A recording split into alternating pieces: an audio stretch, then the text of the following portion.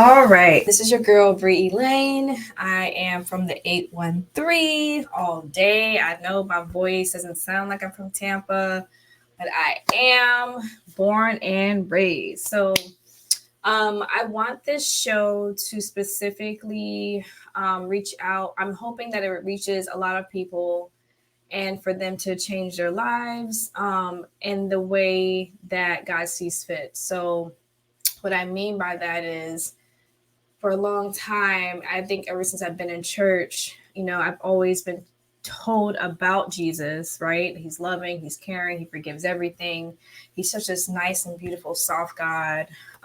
But I never knew that I need to have a relationship with him, because it says in the Bible that, you've done all these works and wonderful things. You cast out demons in my name, but depart from me because I never knew you. So as I got older, and maybe like 3 years ago, I started learning about having a relationship, hearing his voice. I'm like, what does his voice sound like? Is it like a masculine ball of thunder? And it's not that, but we'll talk about that another time. But I'm just hoping that this reaches others. Please comment, subscribe, and hit that share button. I know y'all hear that all the time in these videos, but in order for me to reach others, if as soon as you like it, as soon as you subscribe to it, it's always going to show up on your feed every time I upload a new video. And it will also show up for others as they're looking at other people's content. My video will show up as well as a similar YouTuber. So I'm excited. I'm also very nervous. It's my very first time sharing my testimony. I promise you, I've never shared my testimony to, I don't think anyone, maybe to one person, but that was so long ago and I hadn't even finished being, I think, 28. But anyway, let's get into it. All right. So I had to even write out my whole life timeline, because my life is just, once I finished writing this out, y'all, like I didn't realize how much damage I done to my spirit and to myself. So let's go on and start. If I look away, it's because I'm looking at my notes. So again, I'm Bree. I'm from Tampa. I was adopted at 13 months here in Tampa. And I'm thankfully adopted. I was always, concerned that I would never meet my mother, or it would be hard to find her, because in my HRIS file, which is known as DCF today, but it was called HRS back then, it stated that my mother had schizophrenia, retardation, yada, yada, yada, yada, yada. So I was adopted when I was 18 months, grew up in a good home. My mom, she was a single parent. She raised me. She was the first adult in Florida, first female in Florida to actually adopt as a single parent. And so I don't want to mention her name because I'm not trying to give away, everybody's name on this show, but maybe she'll come on later. But anyway, she was the first person to adopt in Florida. Okay, moving on. I'm going to show y'all how ancestral or family curses happen, right? So I grew up as a healthy, funny, vibrant child, right? I was always smiling with my, $1 million smile. But yeah, so when I was 8 years old, when my mom adopted me, as I grew up and I turned 8, I just started stealing. Even to this day, I know what I stole, but I didn't tell nobody. So I would go to the school. I would see like money jars for charities. I would go into the gym where I knew where they kept these jars at, and I would empty it, put it in my pocket. I would steal shoes, whatever I saw that I wanted, I stole. So it could be, and I was 8, so it wasn't like, the bank kind of thing. It was like, tangible little stuff. So at that time, it was just money, right? I was just 8. It was just like quarters. It was just stealing quarters. And the devil always starts small, right? So I started stealing quarters. And then as I got older, let's say about 12, 13, as I got into middle school, I started taking, I remember my ex-best friend, she had these platform shoes, and they were like the hottest thing on earth. Everybody was wearing them in this little magazine called Delia's. I don't know if you guys remember. But I was like, oh, I want those shoes. I know my mom's not gonna let me wear them because they're like big girl shoes. They're high platform shoes. So Child, she put them shoes in that locker in middle school, and I saw her put it in the locker. And I went and I this is how bad it was. I actually saw her put in her locker combination. I stored it in my memory. I waited till nobody was in the hallway. Very few people in the hallway. I went up to her locker, opened the locker, took out her shoes, and put it in my bag. Oh my God! And wore them the very next day. I don't remember how I gave it back to her, but I think my mom probably saw it in my book bag or something. I don't know. That was a long time ago, y'all. Long time ago. So I'm just trying to give y'all a scenario. So anyway, moving past the age of 12 and 13. Excuse me. Moving past the age of 12 and 13. I went and I think I stole some thongs because my mom would let me, I grew up in a Christian household, it was always wear your regular panties, and so as soon as I saw thongs and I saw that, when I was wearing white pants, my panty line was showing, I was like, I can't have that. I don't care what my mom say. I started stealing thongs, y'all, started stealing panties out of the store, just so I can wear them. It was probably so much stuff that I took that, and I had no shame. Like my mom would ask me, why are you stealing? I didn't teach you this. Like, where'd you get it from? And I'm like, I don't know. I mean, and one time I remember one time I said, the devil made me do it. The devil keeps making me do it. Cause I don't know why. Like, I don't know why I like to do it. I mean, there was a thrill, but it was also like, I actually sat down with myself as a teenager. I'm like, why am I stealing? Like, I know my mom will let me have things, but why is it that I'm stealing? So, anyway, here it is. Now it's, I'm moving on to 15 and 16 years old. Still stealing small stuff. Mom, she has punished me a lot. I've even went to, the detention center. Y'all, I stole a shirt out of Macy's. No, it's not called Macy's. I stole a shirt out of Birdine's and got caught with my mom. We walked outside Birdine's store. They said, excuse me, ma'am. Excuse me. That bag that you're wearing, I saw you take a shirt. And I'm just like, what are you talking about? Like, get off me. Don't touch me. And, I took my purse off and he opened my purse. Actually, no, he told me to open my purse. I opened my purse, took the shirt out with shame.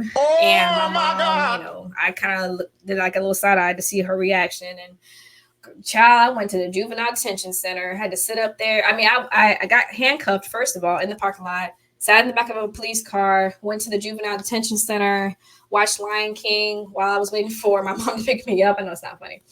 But yeah, they would show Lion King in the juvenile detention hall. I was only, I think I was 13, 14 years old. So anyway, that was a eye opener, I guess, kind of, sort of. I didn't really, the only type of pain I felt was when I was in the cop car that I got caught, but I didn't feel the type of way. When my mom picked me up, I was just like, oh, well, got caught, sat here. Thanks for picking me up. No shame. Went to church, but often pray about, why it is I stole. So yeah, that happened. And, let's see, we're going to move on to when I was 16, right? Now I'm 16 in high school. By the way, I got my record expunged. I did my time. I did my community service hours. So I got it expunged, right? So here I am, 16. Now we're going to move on to a different sin. Now, stealing is still on the table, right? Stop stealing big stuff, little stuff, maybe some money here and there, but not really a big idea, big deal. So here I am at 16 years old, driving, got my license, got my boyfriend. Here I am in high school.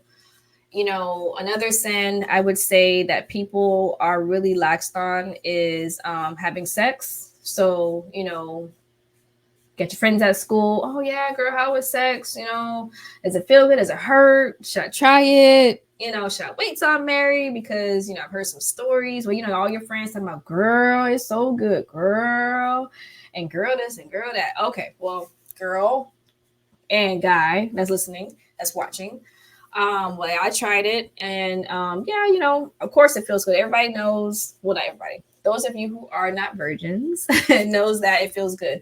However, when I was 16, I remember I, lost my virginity. Everything was great. Everything's fine. Whatever.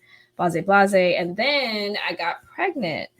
Um, got pregnant, and I'm just trying to think back. So when I got pregnant, he also impregnated another girl. We were both working at Busch Gardens, and he got us pregnant at the same time when I was 16.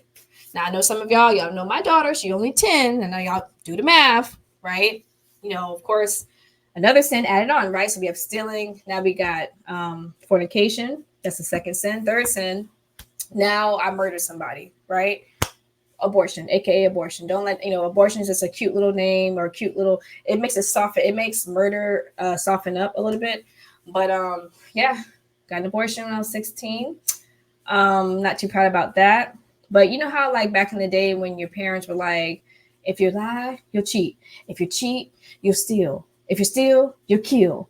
And I'm like, what y'all mean? Like, yeah, I lied, I've cheated, stealing a little bit, but I am not gonna kill nobody. Like, I'm not that crazy. I may be a little out of touch, and I may be a little immature, but I ain't gonna kill nobody, right? Okay, well, no, that actually is true. If you lie, you'll cheat, right? Everybody's cheating on their tests. Everybody's cheated somebody out of something when they was younger, right? So then we move on to the next one. If you cheat, you'll steal. Okay, stealing can be something intangible. You could be stealing from something you applied for. You could be stealing from benefits. I don't know, anything. It could be something tangible that's not in your hand. Intangible, I should say, that's not in your hand. You could be actually tangibly stealing, right? If you steal, you'll kill. Ladies, meaning once we've fornicated and if it's not our time to have that child, if we're not married, what are you going to do? That's right. You're going to go get an abortion. So I done checked off all the whole entire list that my mom was talking about. I never understood it till this day. So yeah, 16, got abortion, got, moved on to 17, 18, made it through college, went to college at Florida State. Shout out to Florida State. Went through Florida State, got my degree, got on birth control. Then, during that time, I had several boyfriends, a couple of boyfriends cheating on me, found the girl in the bed who he cheated on me with. So on. So it's a long story. That might have to be another podcast. That might have to be another show with the different scenarios that I've been through. Y'all is crazy. But, have my boyfriends in college. We'll skip over that. Lots of lust, lots of fornication during that time. And what I mean by is that, when I had boyfriends, I fornicated, right? Fornicated, found out he was cheating on me. Then I would go ahead and, ease the pain by going out to the clubs, drinking a little bit. I was never drunk. I was always the driver. But to ease my pain, a lot of people say to ease their pain, they drunk a lot. I was never a drinker. I could drink maybe 5 cups, 4 cups back then. And now, I don't drink no more. But back then, yep, 5, 6 cups had me lit. Back then, no, like I would get with other guys that weren't my boyfriends. I'm telling you, I'm like a straight up dude. Like, I'm with you. We could do whatever A, B, and C, and then it's time for you to go. Dang. No feelings hurt, no love lost, no. I wake up in the morning feeling just fine that everything that we did that night happened, and now I moved on to another, and just it's a new day. It's a new day. Who's next, right? Well, I shouldn't say that. It makes it sound so hoish. No, but for real though, like who's next? I didn't want any attachments because I was the type of female where I was very faithful to one guy, and then the one guy that I was faithful to, he would either cheat on me, or back then I used to get bored with him in terms of him following me around. But for the most part, I remember for most of my long relationships, it would just, in my thought, I'm like, okay, we're going to get married, nice white picket fence house, build up our credit. I mean, thinking long term in my 20s. So when that didn't happen, you fall into this deep, I guess, subliminal depression, and you just live the college life. You hang out with your friends, you meet, what we call it in Tallahassee, shonen. You just be shonen, right? You don't tell nobody you shonen, but you're shonen. And I would meet a couple of guys, and they already knew what's up, after the club, meet me at my house. Or I actually, know what? No, I ain't bringing them to my house. Let's go to your house, so that way I can just get up and go. I ain't got to worry about you taking your time getting up out of my house. Dang. So I digress. So moving on from the college life, I did graduate my bachelor's in science degree, got my head on straight, did that. And I'm going to touch bases on sororities. So while I was in college, I did join Kappa Psi Psi Healthcare Sorority Incorporated. I also was pledging for, or IGing, as they say. I was IGing for Delta Sigma Theta Sorority Incorporated. Did a lot of back work for them for 2 years. And I believe the Lord is so great, because even in the midst of my lusting in college, one of my relationships, he got stabbed. And that was the same day that they were having, I was invited to their rush. And it was at night. I remember getting a phone call saying, hey, we're having a rush. I think it might have been that night or the next day. Like, hey, are you coming? I'm like, I can't come. My boyfriend just got stabbed. I'm so sorry. Nah, like, y'all, I just did 2 years worth of just sucking up and all this, that, and the third. So, when I said I couldn't do it, I felt bad, but at the same time, I was so in tune with trying to help my boyfriend at the time. He needed some place to stay. He needed his medication. And so I was like, okay, well, I guess I gotta do all this stuff. I can't give him his medication and be there half of the day and try to pledge. So I think, I know it was a blessing in disguise, which is why I didn't pledge Delta. Now, fast forward, we are done with college. I will, kind of put a little pin in that sorority life, because that's another sin we're going to talk about. We're going to talk about these gods in a different clip. But so I didn't do that. There was a lot of things that went on with that I didn't like either. As much as my mom was a Delta, and she was actually a charter member, and for the longest time, that's what I wanted to do. But going through going through that process of trying to get into the sorority, I realized that's not the organization that I thought I wanted to be in. So years later, after I graduated, I joined Zeta Phi Beta Sorority Incorporated, and that was, I believe in 2014. But anyway, we'll go back to that. So I know it's a lot. Hang in there. Hang in there with me. All right. And so I want to go back to, okay, so I graduated Florida State University, the Florida State University, not Florida University or University of Florida, the Florida State University. Just have to make that note. So we graduated. I now moved from Tallahassee to Orlando. Moved to Orlando, right? Okay.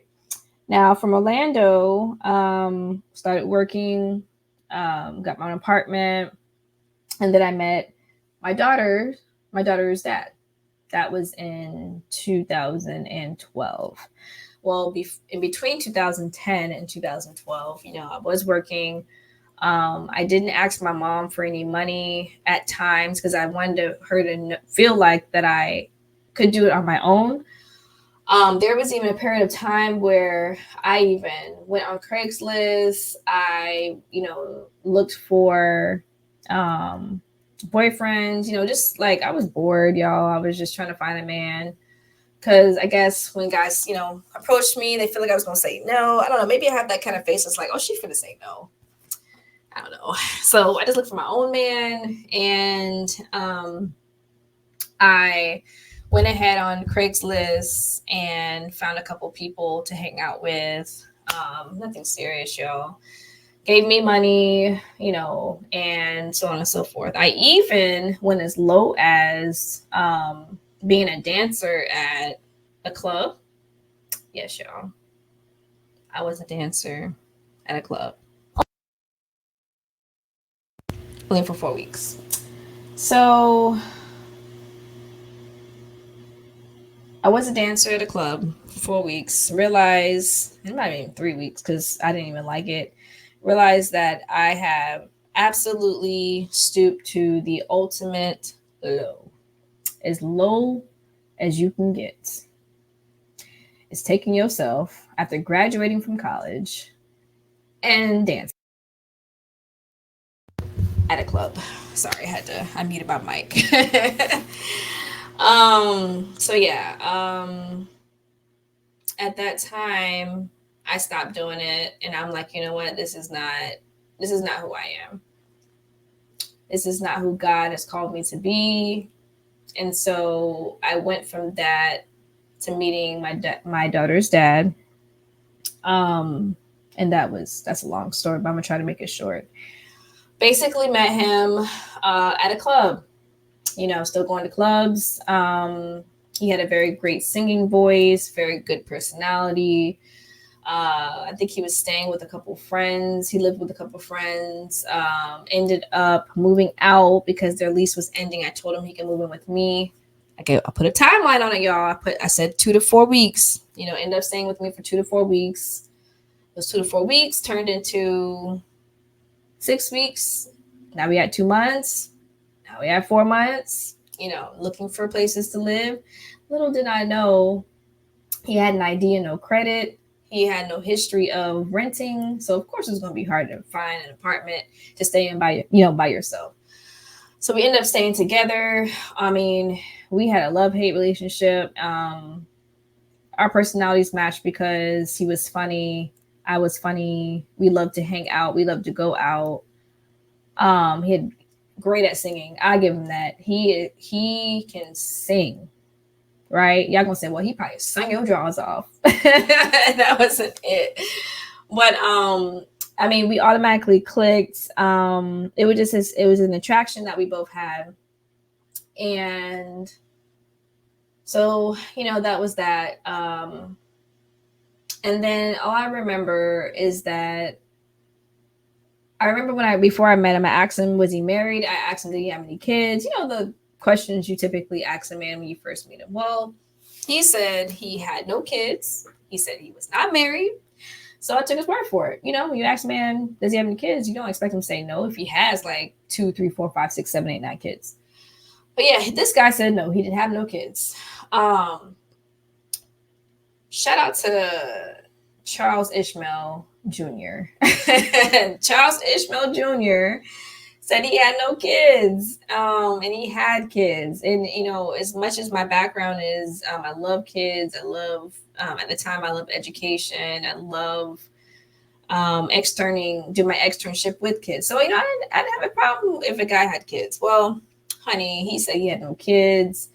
He said he was by himself, solo dolo. And I said, okay, well, fast forward. We visited his uncle's house. His uncle came to me. And I remember I was sitting at his bar stool, right? He was just sitting there enjoying the music. We were just hanging out, said he wanted to go visit his uncle. No problem. Well, with his uncle's house, there were some pictures on the wall. It was, of course, like any other uncle, any other parent, you're going to have kids, everywhere. Kids of, your own kids, maybe some nephews, nieces, great grandchildren, whatever it is. So I was talking to his uncle. He was asking me some questions. Of course, he was vetting me. No problem. I can share my life. I'm open book. No mind sharing. Then he's like, oh, okay. He's like, yeah. So you graduated. Yeah. You know who these kids are? Yeah. These kids, on the wall right here, the kids. I said, no, I don't know who they are. Are they your nephews or, they're really, handsome. He's really handsome. And he puts his head down and he was like, these are his kids. And I'm like, whose kids? And he said, this is Boog's, well, they call him Boog. This is Boog's kids. And I said, wow. I just looked at him. He said, come on back. He said, come back to my room. He called, and at this time, his mom was in the house. He called his mom back, and I think it was his mom or somebody. I remember it was a couple of people in the room. Anyway, we went back to his bedroom, the uncle's bedroom, and he pulled it. He said, "Well, come here." So he said, "You even told this girl you had, I think it was 3 kids or 2 kids," and he didn't say yes or no. He just looked, he looked away, and he's like, "Yeah." He's like, "Yeah, I got." He's like, "Yeah, I got him." He's like, "Why you?" He's like, they having a whole conversation about being transparent. I'm sitting there like, oh my gosh. So y'all would think at that time I would have left, right? That was, how like when y'all watch a movie and you're talking to the movie like, girl, get out of there. Like, this was your red flag. Get out. Like, go find you a new man. Well, that was my time to actually go, but I didn't. I told him that, not claiming kids is not something that you should do. We talked through it. So I stayed so much so that ended up going to clubs later on, got pregnant accidentally. Well, I hate saying pregnant accidentally, but y'all know, like, we didn't use any form of protection. So, and we were drinking, and then I got pregnant. Fast forward, I got tired of him not working. I even applied for jobs for him. I got tired of him losing the job. Sorry, guys. Turn my mic off. I got tired of him losing jobs, and so I moved to Tampa. Back to Tampa. So I went from Tampa, born in Tampa, went to Tallahassee, from Tallahassee to Orlando, from Orlando back to Tampa. So God was leading me back to Tampa. I prayed in my prayer closet. I said, Lord, I don't know. I have gotten myself into a whole bunch of mess. This man has ran up all my credit cards. I was $28,000 in debt. The bank, put me in check systems. I couldn't get a bank account for 7 years. With me still owing that money back, that he didn't give me a single dollar to pay back that amount. I said, Lord, get me out of the situation. I kept applying for jobs at that time. In 2012, jobs were it was hard to find a job. Kept applying, prayed. I said, Lord, if you get me out of this, y'all know, everybody's praying. Lord, if you get me out of this situation, I'm going to live my life so much differently. So guess what? Lord took me out of the situation. Employer called me back and said, you don't need to interview. Just come on your job. I think it was a Friday. And he said, I just need you to start work Monday. And it was an HR role. And y'all know in HR, everybody interviews. So definitely was God. Started working in HR. That was my first real job. Well, Hilton was my first job in Orlando, but my first official real job in HR was in Tampa. So started working in Tampa. I was thinking back on how I got to the place where I was, but I just kept going. Before I left from Orlando to Tampa, I put all my clothes in my car. He was crying, telling me not to go, not to leave. But at that time, I didn't really care. I was so fed up, y'all. I was so in debt, so fed up. I was ready to go. Worked my job while I was pregnant. And from there, I think I filed for child support only twice. He never kept an address because he never wanted to be found. Supposedly to this day, he has about maybe 6 or 7 kids, including mine. He never wants to admit that Jada is his child. He keeps telling me, oh, well, you slept with whoever. I don't know that that's my child, and blah, blah, blah, blah, blah. Well, guess what? It is your child. And then after you cheat on me and put me in $20,000 in debt, yeah, I went out and found me another man. And I wanted him to know that, because I wanted all the hurt that I went through to hurt him. I'll tell you how manipulative that I can get. I had that same man meet me up at a dealership, told him that it was my uncle, had him shake his hand. And then once my uncle got me my new car, and I was still under my name. I mean, he didn't buy me a car. He just was trying to help lift up my credit a little bit to get a car. So once we went to the dealership, sorry guys, my dog. Once we went to the dealership and got the car, signed all the papers, he turned to my daughter's father and said, thank you so much, nice to meet you. And then I turned to my daughter's father and said, yeah, that's not my uncle. That's the guy I've been seeing. And the look on his face was priceless. Priceless. To the point where to this day, he will say, I don't know if that's my child, because back then, you with such and such person, and I don't know if that's my child.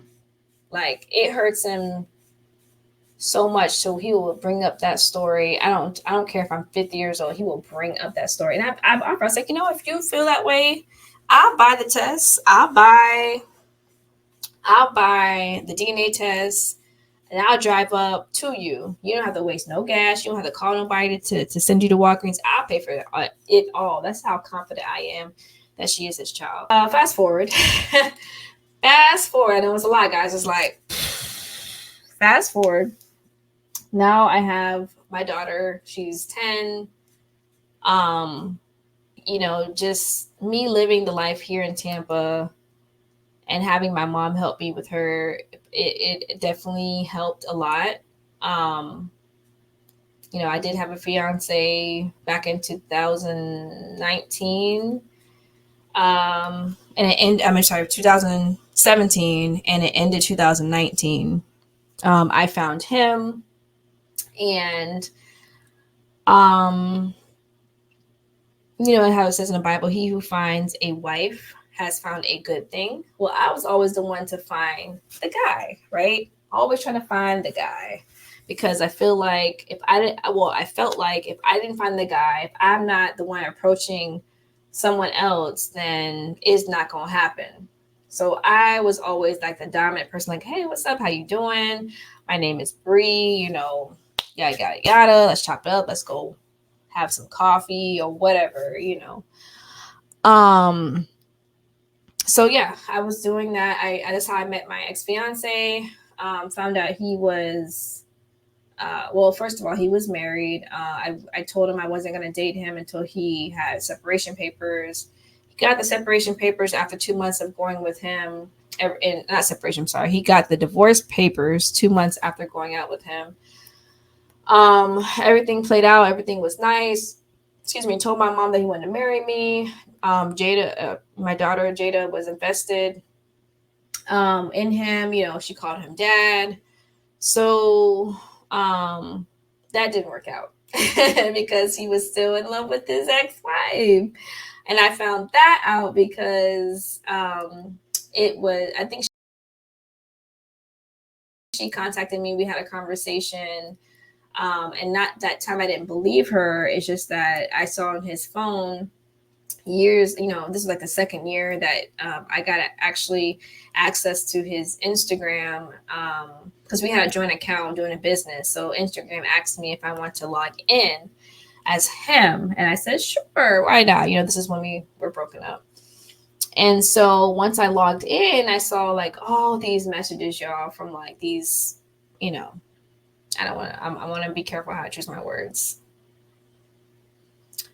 He basically liked big, beautiful Black women, BBLs, right? I saw all these messages from these BBLs. And he would travel to go and have sex with them. He would be flirting and having sex with our clients, because at that time we had a health and wellness business. We had a lot of clients, helping them to get healthy and nutritious. He had sex with them. Even one of our own clients who knew that he had a girlfriend. That knew he had a wife, or a fiance. She actually cussed me out and did not care that she slept with him. Just like a Tampa girl. All right. So ratchet. Can't do nothing with him. So yeah. That didn't go. So 2 years wasted of being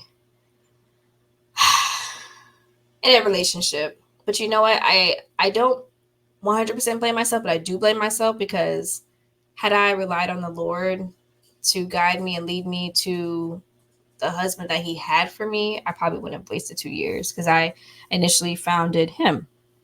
Right. So just wasting time. I wasted my own time. But you know what I prayed? I said, Lord, I know I did not go about this in your order. I said, if this is not who you approve for me, then supernaturally and expeditiously get me out of this relationship.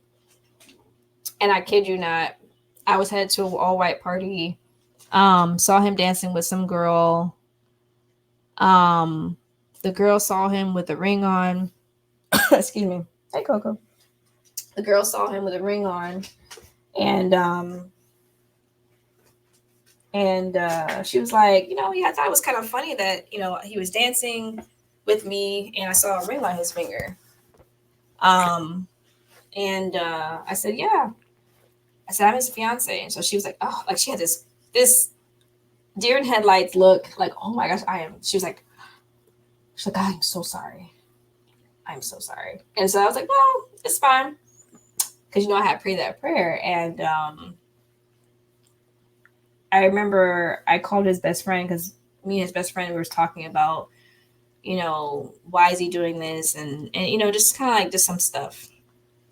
And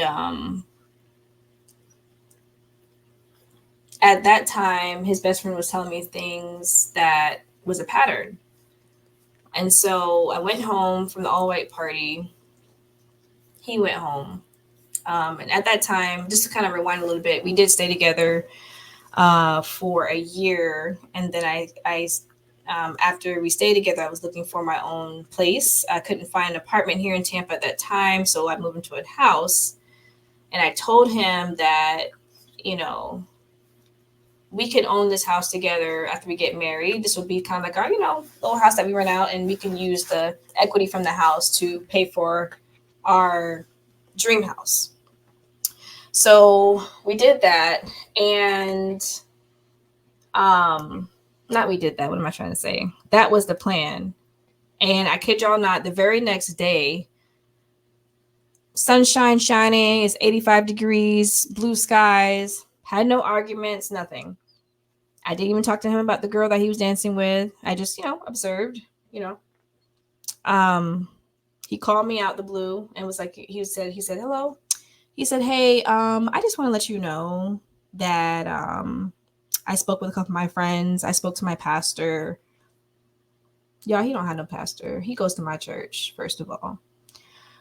We go to church together, and we just finished a what was that? A couples retreat, or couples counseling.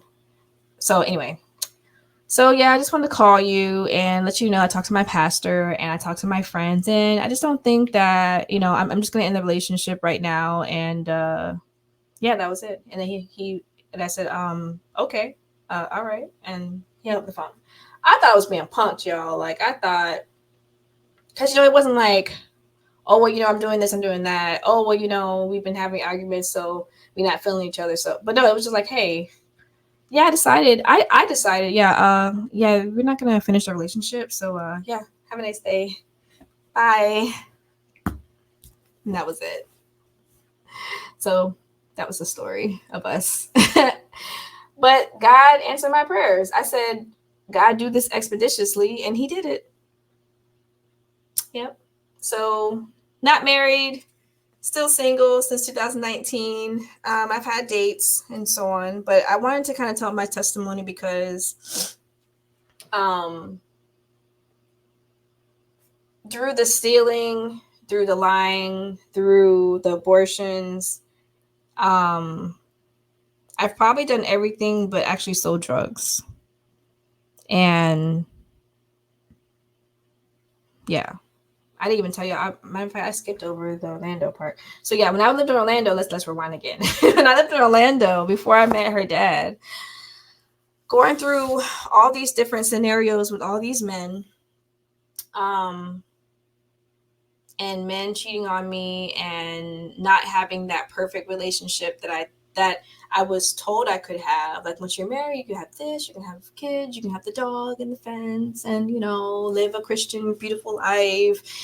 Well, as I got cheated on so many times, I resorted to being bi-curious. So Orlando, as y'all know, that's like the city of just LGBT, you know. Back then, maybe not so. It was like LGB or LG. I don't know. But anyway, so I dabbled in that. Liked girls. You know, I never had a relationship with a girl because I've always wanted to have a relationship with a guy. That's first and foremost. Because I know I love kids. I wanted kids. But because these guys were doing me so wrong, I did become bi-curious. Once that was all done, I felt really bad. I felt really low. I was at a low place of where I was. And then, so during that time, it was right before I met. It was not before. It was actually during the time I was with my daughter's dad that I went with. That cost me all that money. I was in $20,000 in debt. I was just so, I was such in a low place, so dark, in such a dark place. I didn't know how to get out of owing so much. I didn't know how to get out of not being in a relationship with him because he was already in my house. I tried to kick him out 3 times. He wouldn't get out because statutory law in Florida says that if you're in the house more than 6 weeks, that's your house now. So I was like, Lord, how do I get out of this situation? How do I get out of all situations, right? How do I get out of bi-curiousness? How do I get out of just messing around with her dad? How do I get out of paying back all this money that he caused me? Like, it was just kind of like I was in complete shock. And so now that I stand here today, after, you know, she grew up, my daughter grew up, I'm saying maybe after like 5 or 6 years old, I kept going to clubs. I stopped messing with girls. I denounced all my sins. I denounced, and when you denounce, you have to specifically tell the Lord, what are you denouncing? I had to denounce I had to make a list of every single person I was with, including women, denounced by curiousness, which is bisexual, whatever, it doesn't matter. I still denounced it because I know that wasn't me, right? I wanted to denounce it. I wanted to get that erased off my plate. I wanted to be fresh and clean and renewed by, you know, renewing my mind and my spirit through him. So I did that.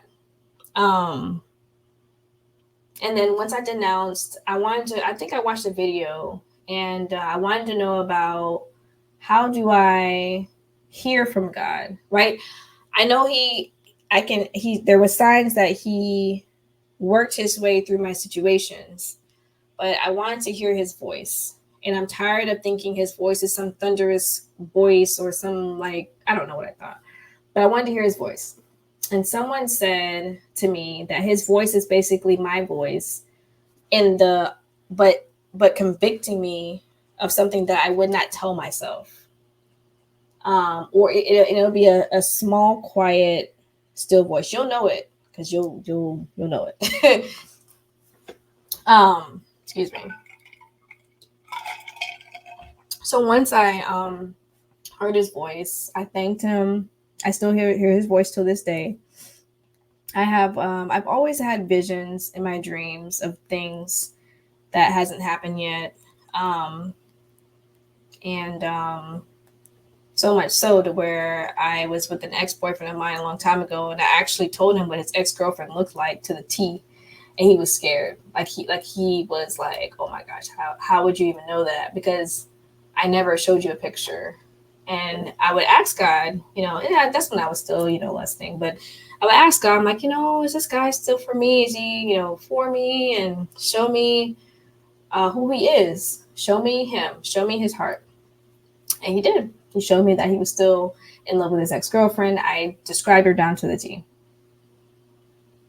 So I'm not saying that I am a visionary, but when I ask God for something specific, he shows me, and he will show you. You have to be very serious and you have to pray to him with all your heart. the things that you want. You have not because you ask not. So, but anyway, y'all, I'm free from all those sins. I don't steal no more. I don't lust no more. And I definitely don't mess with girls. I definitely don't. That was like that time period of the year or 2 years I was in Orlando. It's such a stronghold in Orlando of like bisexualness and gay and all that stuff. It's such a stronghold there. So yeah, I've been delivered from that, I should say. I was cleared of my $20,000 debt. I paid it off per month, paid an extra $200 on top of my apartment, on top of my car payment, on top of my car insurance. I paid the extra $200 to these bank companies so that I can clear out my name with the help of my mother, because she did help me too a little bit. But she helped me. And I was able to get a bank account in 2019. I couldn't have a bank account for 7 years, but in 2019, I believe it was, I was able to have a bank account. So it's only been about 5 years since I've had a bank account. And then before those 7 years, I had one, but they closed me out of banks for 7 years because of the money I owed, because of a check that he told me that it was his check from a job that I cashed. So I was in check systems. So yeah, it was dark, y'all. It was really dark. So yeah. So much so that after I repented for everything I've done in 2019, when my ex-fiance was living with me in my apartment, of course I was on food stamps. And if y'all from Florida, if y'all don't claim, or if you don't update the system and tell them that you have a new job or your money has increased, they will make you pay back all that money. And at that time that he was staying with me, I wasn't making much. And I was on stamps. I was on food assistance. I hate saying stamps. I was on food assistance. And with that, I didn't update the system. So what happened? I was on food assistance since 2014 after I graduated college. I stayed on because my job was paying very little back then. We didn't have high wages. I was making like 12 an hour at Hilton. And maybe up to like 16 an hour or 18 an hour. And so I stayed on assistance. Now, once I hit $22 an hour, according to DCF, that's making too much money. So I didn't know. Well, let me say this. I did not update the system that my earnings had increased. So in 2019, wait for it, I was arrested. Yes, y'all. Your girl was put in handcuffs at the house and had a warrant. I didn't even know I had a warrant. They came to my house and said, "Are you Bree?" They knocked on my door. They said, and I said, "How can I help you?" Open the door, because I'm not running from nobody, nor did I know I had a warrant. So I answered the door. "How can I help you?" "Oh, we're looking for Brianna Howard." "That's me." "Ma'am, you're under arrest. We have a warrant out for your arrest." I said, "For what?" And so I said, "Are you sure you have the right person?" And they looked at my house like, she lives decent. She seems like an honest person, which I am. I'm an honest person. And they had to go back to the cop car to make sure they had the right person, right? And they said, "Yeah, we have the right person." I said, "Okay." So my shout out to gorgeous, shout out to, her name is Jessica. I had to cash app her my money to bail me out because my fiance did not have the money to bail me out. Dang. Put on the orange suit. Y'all, it got real when I had to put on the orange suit. Like the real orange suit. Like Orange is the New Black. Like that suit. I put that on, and God must have been like, I've been praying. I said, "Lord, please don't have," because they were supposed to transport us from Orient Road to some other place, I guess a jail, until like my court hearing. And so this whole time I'm thinking like, what did I do? How did it get to this point? And I remember overhearing the officers, they have like this little speaker or whatever. I forgot what it's called. But I overheard somebody saying, "Oh, well, the transportation van got held up." Da da da da da da. I said, "Lord, please." I said, "Please let it get held up. Please, Lord, please let." Like, I don't know what has to happen, but please hold it up, because I don't want to be transported. I want to, because I was waiting on my bail, and bail takes a long time. If you guys didn't know, once the person gets your bail, it takes about 3 or 4 hours for it to kick in. So the time that my friend did my bail, it was once I got there, but then I sat there for like maybe 2 or 3 hours. And as soon as I changed into the orange suit and then we sat back out on the chairs, they were like, "Okay, you guys have to wait. The transportation van is late."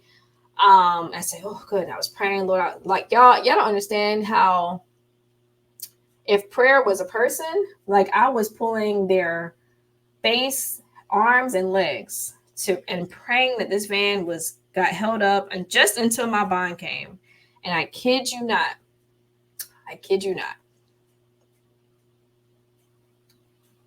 the officer was like, "Okay, y'all, the transportation should be here in 5 minutes, right?"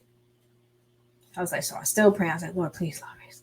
My heart was just beating so fast. And then I was putting my head back. I had my eyes closed, and I was just praying and just trying to be at peace. I was, just trying to calm myself down, just praying, just soaking into his presence, and, praying for understanding and just praying to hear his voice.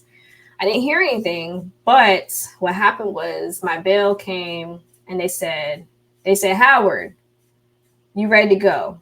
And as soon as they said that, everybody got up because the transportation van was here. And I was, y'all understand. Like, I was so happy to take off that orange suit. Y'all remember when I said I prayed about, and I denounced everything, and I did all my denouncing after the fact. But when I was stealing in between the ages of 8 and I think 16 years old, I moved on from it. I went to college. I didn't steal anymore in college. Well, no, I take that back. I think I stole like some money. I don't know. Wild ride, y'all. But anyway, after all that is said and done, I didn't denounce it properly. And y'all see how the devil works. Like, okay, yeah, I stole things tangibly, but I hung on too long to something intangible, which was the food assistance. I'm not saying it was completely my fault, because I wasn't really thinking about updating them on $3 more. I really wasn't. But you see how the devil works. Like, okay, yeah, she put this down, but I'm going to keep her. I'm going to keep her in this mess, right? She might think she's not stealing, but I'm going to keep her in something to the point where she's going to go to jail for it. Because we can make the devil mad, right? So that's why we have to be very careful about what we get into. Be very careful. So yeah, that's my testimony, y'all. When I went to the courthouse, I did my community service hours, because I was a first-time offender. Did my community service hours. I paid back to $20,000 by God's grace. This is my testimony at the end. By God's grace, I was working downtown. I kept praying for a better job, because I still had a good job downtown. But what I prayed specifically for, because you have to be specific when you want something or you need something. So I specifically said, "Lord, I need a job where I can pay for this $20,000 that I'm in debt, where I can pay off my car, and I can still have extra money to pay my bills. Money to pay my bills and have extra money. I don't know what that's going to look like, but Lord, I really need it done." And I kept being in my word every single day. During lunchtime, I would be in my word and be in my word and be in my word. Well, this job came up out of California, paying $130,000 a year. Amazing. paid off everything that I actually wrote down and asked for. And I had more than enough. It was more than enough. Paid off the $20,000 debt, paid off my car, and all that happened, and God saw through to it that he basically took everything I've done, cleaned it up in one sweep, and then here I am living a righteous life. Well, at least I try. But I am, though. I really am. Single parent. You know, I don't look for guys anymore. I don't look to be on dates. I pray to God every day, saying if my husband is coming, you know, show himself approved. Right now, I'm a fruit inspector. I've been through everything, so I know how to determine a person's fruits of the spirit, right? So I know how to determine what that looks like. You know, just being able to manage my money better, because my mom, she was an accountant, so I knew better of how to manage my money. I know how to manage it now. Unfortunately, the job laid me off, but during those 2 years that I worked, everything is paid off. I owe nobody nothing except for financial aid and my mortgage. But, you know, that's mortgage is a mortgage is a mortgage. But I was able, y'all, to not be stressed out, heavy, you know, have burdens. God brung this other job up to a point where he's like, you know what? I'm going to help you pay all this off. I know it was never my intention to stay on food assistance that long. I know I needed it. I needed to feed Jada. It also helped feed our household when my ex-fiance was living with us, because I didn't have the extra money to buy food. But, you know, according to DCF, when you make too much money, when you make $22 an hour, that's too much.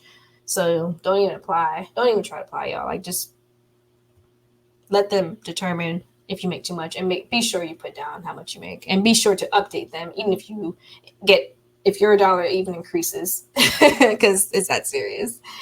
So yeah, I am a living testimony, y'all. Anybody can get out of stealing. Anybody can get out of abortions. So much so where I had an abortion when I was 16. I had another abortion with my daughter's dad. And then I forgot to mention that. Yeah, I did. I had another abortion with him. It was a ectopic abortion. It was when the egg gets stuck in your fallopian tube, so you have to have a emergency abortion, because it made me faint and black out and land on the concrete. And that's actually was a red flag. Now that I think about it, it was a red flag to leave him, but I didn't. Once I got that emergency abortion, once I stayed in Tampa, I remember I got a call because it was his birthday. I was kind of hesitant. I'm like, all right, I'll come. I ended up coming back to Orlando, where God took me away from. Ended up getting pregnant. Now we're at abortion number 3, right? Abortion number 1 was 16. Abortion number 2 was emergency. Abortion number 3 was got pregnant with him. Lord, I've been getting way too many abortions. This is way too serious. And I have, what you know now is my daughter. She's 10. So had I kept everybody, I would be a single mom of 3. So yeah, even with all that, God can still cleanse you. He can still save you. It says in his word, and I will find it, that once you confess your sins, he doesn't even remember what you've done, right? Once you confess it, and you, because he says, you know, confess your sins and sin no more. Don't even go back to that sin. Don't even go back to that person. Don't go back to that place that he's taking you out of, because sin will draw you back in. But once you've been cleansed, once you hear the voice of God, once you have a relationship is key. Once you have a relationship with him, it makes everything better. I don't starve for sex. I told my friend this. I remember she asked me, she was like, you don't have sex? She was like, don't you? Like, I'm like, no, I don't. I pray about it, and God has kept me. And I said, and then once my husband comes, you know, we'll pray through that, because I'm sure he's going to be fine. So we'll pray through that. But I know how to carry myself, even with somebody that is handsome. So with that, I'm going to say that it can be done. So I'm going to log off for now. But I will touch bases on those topics that I mentioned earlier. Those sins, I should say. We'll go through ancestral curses. We'll go through abortions, the thoughts that go in your mind with abortions, and maybe if you had an abortion. We'll go through living the single life. Yeah, we'll go through just each sin and trying to overcome it. What prayer it is to pray, to hear the voice of God, because it's really a simple prayer. It's just asking God from your heart that you want to hear from him. It's just simple. So I'm going to end with that. I'm going to pray for you all. Y'all pray for me continuously because I am looking for work. If I already know the Lord has it secured for me, so he already has it in the bag. Y'all know I'm an HR person. I'm the resume maker. So I'm looking for that. But in the meantime, in between time, y'all, we're going to get in between these curses. We're going to tackle the Greek life. We're going to tackle abortion. We're going to tackle stealing, lying, cheating, blah, blah, blah, blah, blah. All that. Okay, guys, put a smile on your face, do something nice for somebody. And most importantly, be kind. It takes $0, zero effort to be kind to somebody because this world is, as you know, is crazy. All right, y'all.